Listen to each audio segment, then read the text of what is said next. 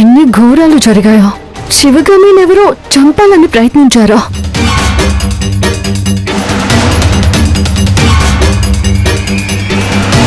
అవును, అసలు శివగామి బ్రతికుండటమే గొప్ప విషయం.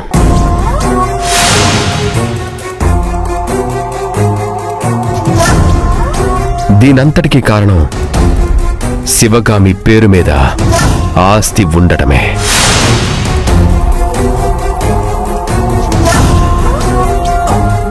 అదే ఆస్తి కనుక అర్జున్ గాడి పేరు మీద ఉండుంటే ఆస్తి కోసం ఎవ్వరూ ప్రయత్నించేవారు కాదు.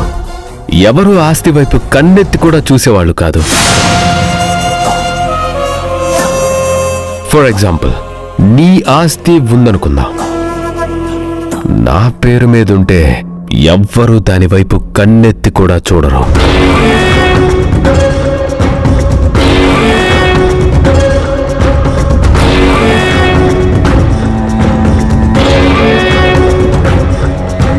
కానీ ఆస్తి నీ పేరు మీద ఉంటే నిన్ను చంపడానికి కూడా వెనకాడరు.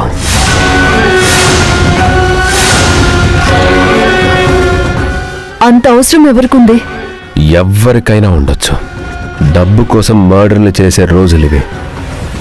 ఎవరైనా ఏమైనా చేస్తారు. దొంగ కేసులు పెడతారు, భయపెడతారు.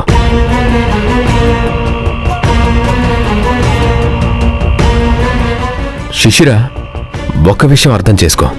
నీ ఆస్తినేదో నా పేరు మీదకి రాయించుకోవడానికి నేను ఈ మాట చెప్పటం లేదు.